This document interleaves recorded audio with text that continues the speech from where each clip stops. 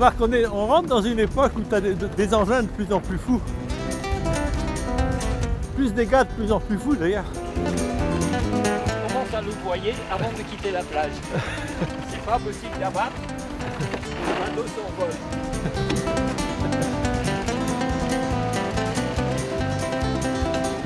Alors là, toi, pour le démarrer, voilà, il est obligé de se monter sur la dérive et là, il va partir.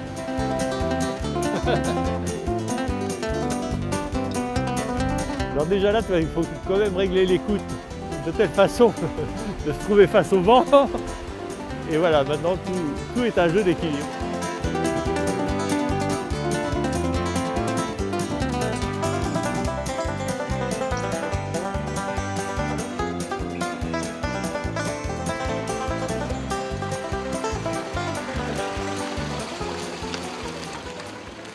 C'est un dériveur, Oui. c'est un motte international, Oui. M-O-T-H, Oui. ce qui veut dire papillon de nuit. C'est très ancien, hein, on en voit de toutes sortes, enfin ce mot. Oui, ça a commencé en 1928. En même temps, à peu près, en Australie et aux États-Unis, deux personnes se sont construites pour le plaisir, un bateau pour une personne. Et les deux ont choisi les mêmes dimensions, 11 pieds de longueur. On va glisser le bateau par ici. Et puis quelques années plus tard, dans chaque club avait été construit quelques dizaines de bateaux. Et les deux clubs ont entendu parler de l'autre, ils se sont écrits, ils se sont rencontrés, ils ont fait une jauge. De manière que partout dans le monde, on pouvait construire des bateaux qui pouvaient régater Elle est très ensemble. simple, c'est une jauge restriction. Oui, mais c'est une jauge qui limite la longueur et la largeur du bateau, qui limite la surface d'une seule voile. Ça impose le fait que c'est que pour une personne. Et à part ça, c'est très libre. C'est extrêmement solide et ça pèse à rien du tout. Ah oui, ça c'est pèse pas pas le grand-chose. volant. Ça c'est la structure à l'avant. Donc là c'est une structure en tube fait en carbone qui sont simplement emboîtés ensemble. Et après ça va être la tension de la partie en tissu de trampoline qui rend tout ça solidaire. Ça c'est une voile faite par une voilerie de planche en Australie.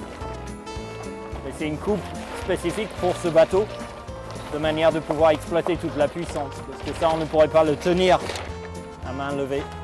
Donc, alors, le cerf-volant. C'est pour attraper les extraterrestres. Ça, c'est en haut.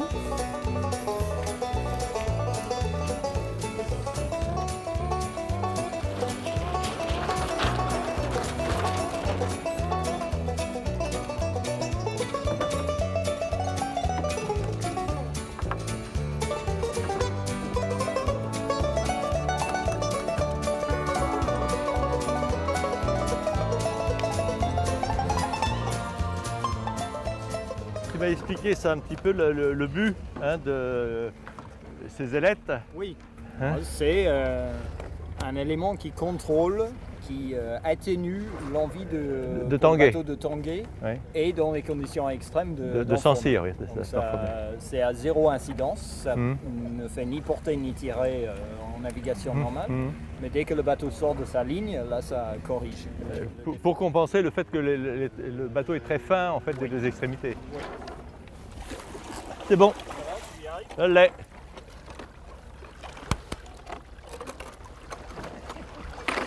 Ça a l'air particulièrement stable. Là il est stable, on va voir tout de suite. Vous appelez ça stable? Le tien. Ouais. Le sport va commencer. C'est-à-dire qu'en fait, Là il est stable.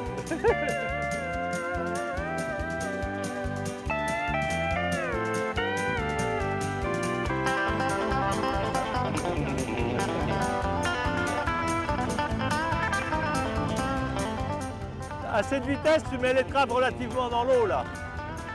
oui. Et l'arrière, c'est comment?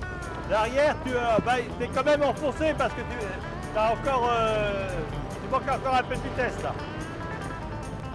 C'est sûr que vu d'en bas, il ne reste pas grand chose dans l'eau. Hein.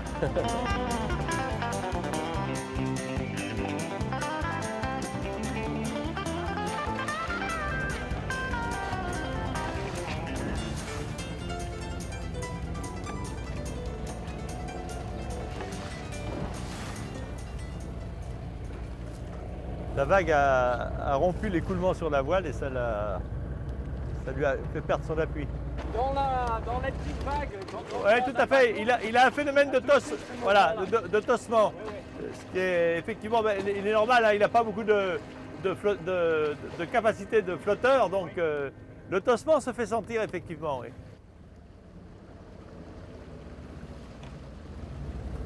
Alors évidemment, l'appui de la carène en elle-même, hein, compte tenu de son volume, on la sent très, très enfoncée et l'étrave participe au plan anti-dérive.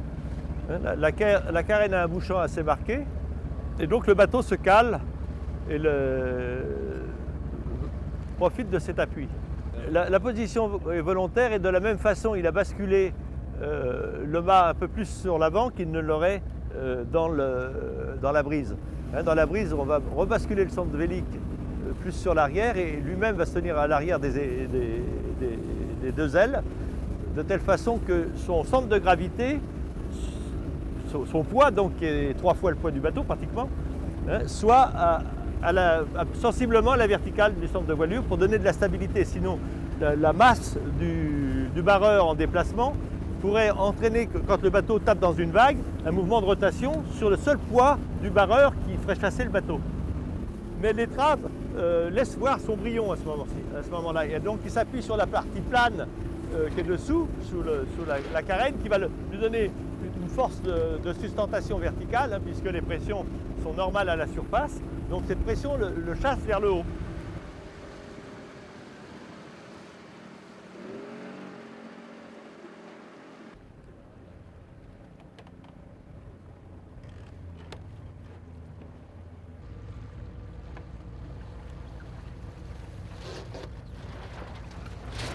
On va passer les vagues là et on va voir l'attitude très particulière du bateau. Le phénomène de tangage existe, mais presque autant on a un phénomène de tossement, c'est-à-dire que le bateau monte et descend verticalement. Là, on le sent, c'est fou, regarde. Regarde, c'est marrant. Hein. Alors évidemment, le virement de bord, faut être un peu souple, la baume est bien basse. Et on est un petit peu conduit à lâcher de l'écoute de grande voile, alors qu'en fait, on cherchait plutôt de l'appui à ce moment-là, donc il faut faire très vite sur l'autre bord pour récupérer sa voile.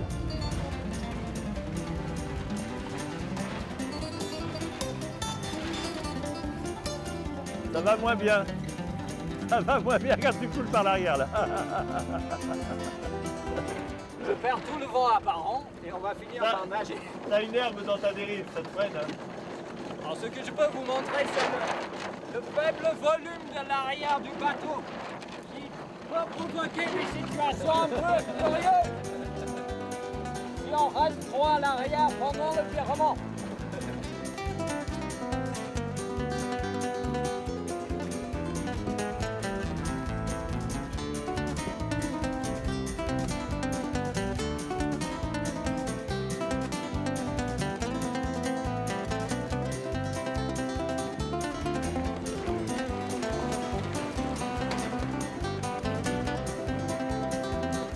Tu veux tenter?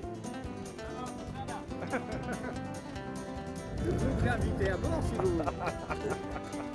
Oui. Il se redresse pas. Ça ne s'est jamais redressé tout seul.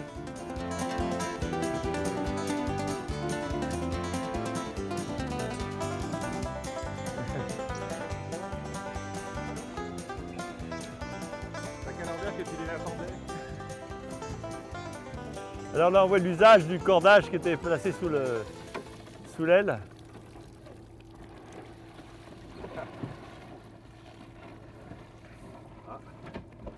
Hein, Plus que je vais vers le vent arrière, plus ça devient difficile. On va avoir dans ces vents-là surtout une grosse difficulté parce que la voile ne vient pas en balancier, en appui.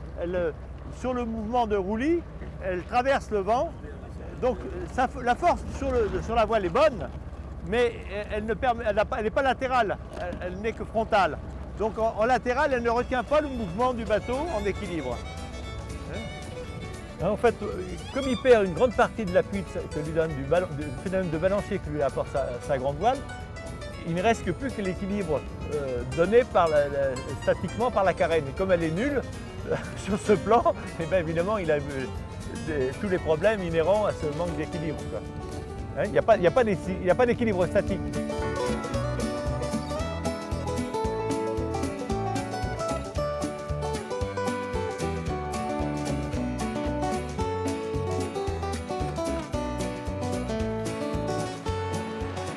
Même quand on est prêt, la défense, ça tue.